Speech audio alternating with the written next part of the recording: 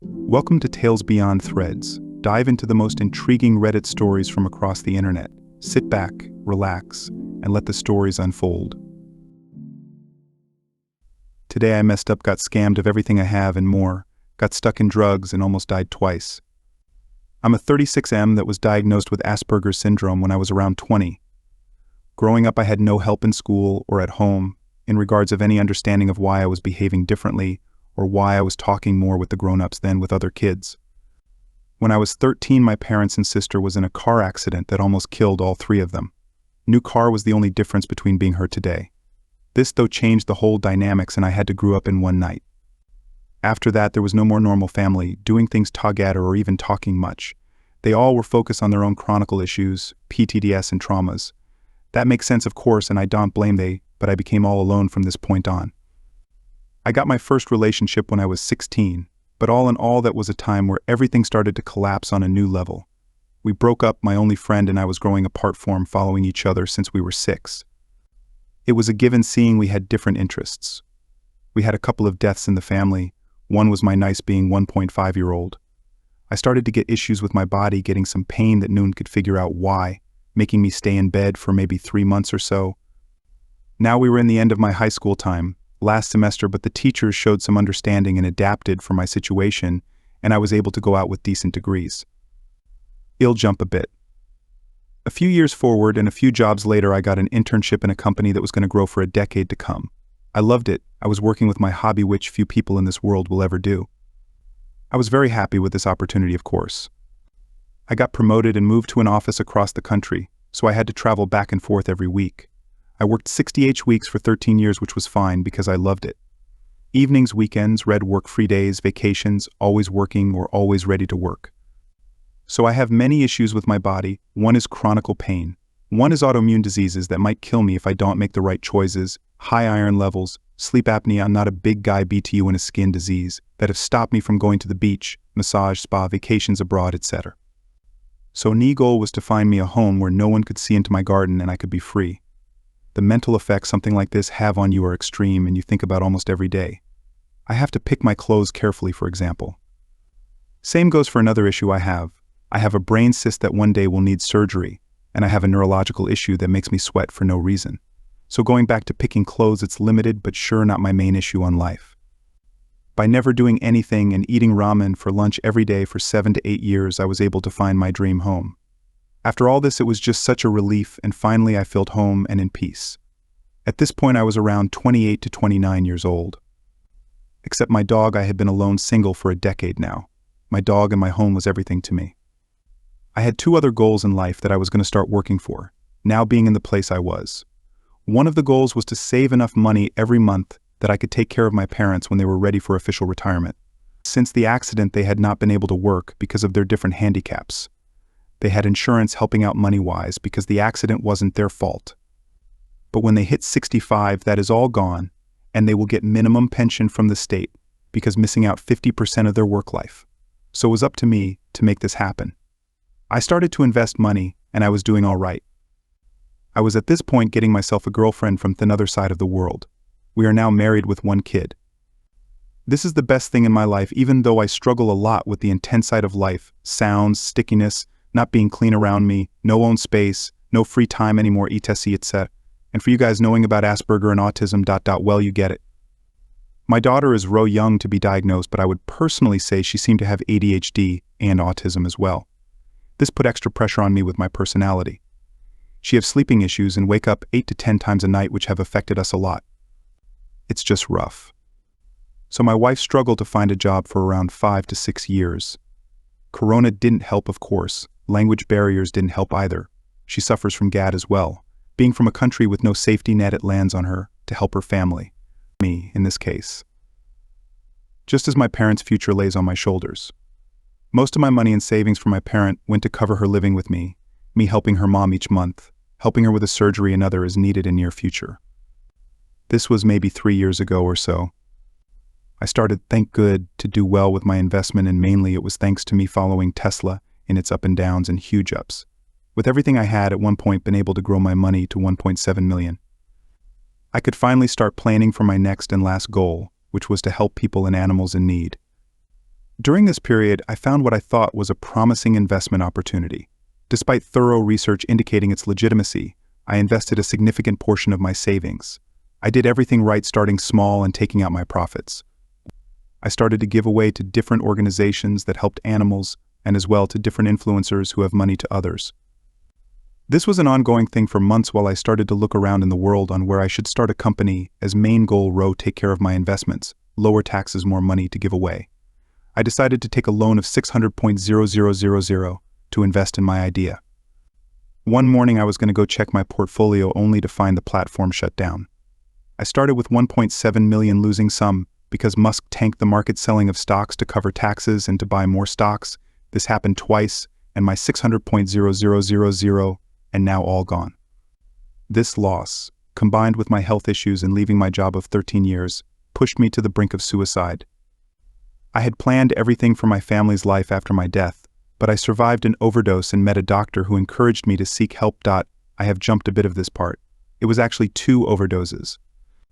At one point I finally was strong enough to try to fight this, being in debt for the rest of my life, and soon enough lose our home. I started a consulting business with my wife. This was 1 year ago today. I have been clean for about the same amount of time, still going to meetings of course. Sadly though, with the world being as it is, our business isn't enough to keep our home. The guilt for everything from being scammed, the debt, not taking care of my chronic issues, me almost dying twice from ODs, it's just. And all the people depending on me, my parents, me wife, kid, her family, it's just not enough.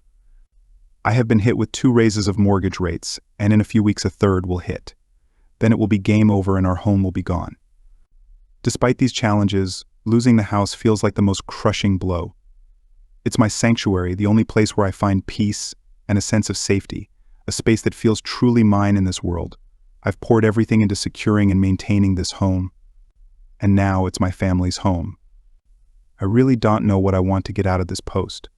I think it's mainly just a vent of my brain that I need just now. No one knows about this except for my wife, and I just feel the need to share. Maybe it can give hope to others out there that even though life is rough, you can stand strong in the end. Not saying I'm there yet, because I have a lot to come that will really test me once again. I'm not a believer, but I could use a break, please. How I supposed to make this work while in debt for the rest of my life? It doesn't matter if I work double jobs and nothing else in life. Everything will come collapsing down now, and I'm stuck for life with my choices. And it will affect my family in a very bad way as well. My parents will have nowhere to go in a couple of years, and this just kills me as well. I really don't know if my text makes any sense in form of timeline and different issues. I just had to get this out there. If you read everything, thank you from the bottom of my heart. I'll do my best going forward for my family, but I don't know if I will be able to. I can only try and to take day by day. But the guilt, anxiety is slowly eating me away for good. All this people and organization I was talking with about helping out long term. I'm so sorry for how it ended as well, me just disappearing basically. I couldn't face the truth of my failures and my promises of helping. It was just too rough. I have only cried once in the last 30 years, and it was when my daughter was born, and my dog that I loved so much died the same night. People say it helps to cry, but for whatever reason I don't. Maybe that would help me move forward. It's just too many different things that gives me stress and anxiety. I don't dare to count them, and it doesn't really matter. Or, it does. I'm dying slowly from the inside, but doing a list will just make it worse. TL doctor, I got scammed of everything I have, and then some. My family doesn't know, my wife didn't know. I have a lot of health issues, and this made it worse. Got drug issues because of this. Trying to survive, but looking for advice on how to move forward. Your wife needs to know. You two are supposed to be a unit. The only way you get through this is that she knows everything so you can create a plan on how to move forward. You are right. I did in the end. By end, I mean, just wow. Getting OD, going with ambulance to the hospital, it means they will see in the blood exactly what was going on. My wife is one of those that don't leave your side for a second when you get sick. But I was able to make it not happen that way. I got 2 friends to come over a couple of days later, and I told them. That way I had some support to get all of it out of me. Let me tell you, if everything that happened to me in life to that point, getting the words out of me. Damn how the anxiety killed me. Sorry if my text was a bit unclear, but it happened. My family think we have it good, but now when we will lose the house, questions will come from both our sides. So that's kind of the next step in this story. Today I messed up by forgetting to call my family. So I 50M was on a business trip out of the country while my beautiful wife and 2 gorgeous daughters were at our home back in the States. Usually while I am away from my family, I make an effort to call them and check up on them, especially if I have been away for a while. This trip was no different. Until my last 2 days of my trip, when I was extremely busy and exhausted from work. Then I had a little under 24 hours of travel, and I finally got home late last night. This morning my caring family made me a wonderful breakfast in bed and caught me up on everything that has occurred in my absence and what had happened the days that I forgot to call. My eldest daughter, 17F, then suddenly gave my youngest daughter, 14F, a knowing look and then suddenly both burst out in laughter. Of course I was puzzled and I wanted to know what was so funny, so my oldest daughter, between giggles, told me what happened. She foolishly fell asleep in the bathtub while the faucet was still running. Upon her waking, she found there to be an inch of water on the floor and her poor cat in a puddle, as she called him. Instead of going to dry off and clean up, however, she sat in the bath, waiting for my wife and youngest daughter to arrive home from a doctor's appointment, because my eldest daughter had no immediate access to a towel. It was laundry day, and all the towels were upstairs. She told me how she sat in the bathroom with a pissed-off cat for 45 minutes while she was waiting for everyone else to get home. At first I laughed along with them, as it was a funny story, but then the reality set in. Our house is a little over 100 years old and all of our floors are wood, including the bathrooms. After further questioning, it turns out that they only soaked up the floor with towels and called it a day.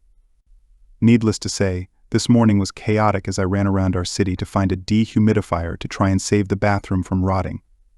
God knows how much damage she did or how much worse it is now that we are only really treating it 2 days later. If I had called them like usual, my eldest daughter would have certainly told me this story, and I could have instructed them on how to properly deal with the situation. Instead, now we are having to deal with potential serious issues regarding the structure of our house and rotting of the wood.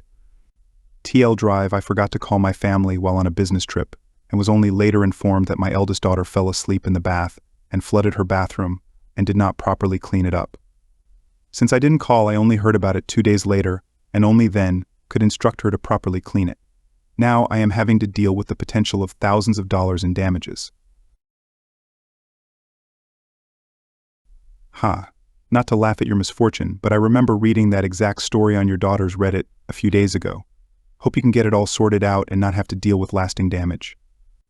If this is real, it's hilarious because the exact same story was posted a few days ago from the daughter's perspective.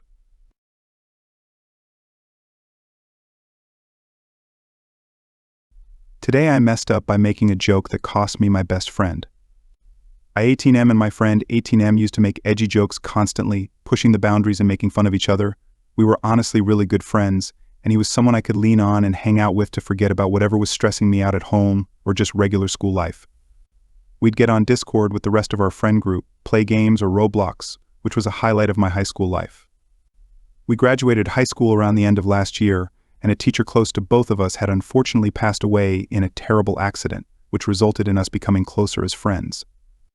Despite not seeing each other for almost half a year, we kept in contact, spamming each other with memes and occasionally making fun of each other as we usually did. However, I started taking the jokes personally, unlike when we were in person. About a month ago, clouded with pent-up rage, I made a joke about a topic sensitive to him, weaponized it at him. This caused him to send paragraphs of texts explaining how he felt uncomfortable and clearly stating that if this joke were made in a context where others could see or hear it, it could result in him losing the support of his family and other friends. I apologized and realized my mistake. I genuinely felt sorry and thought we had moved past it because he said it was fine.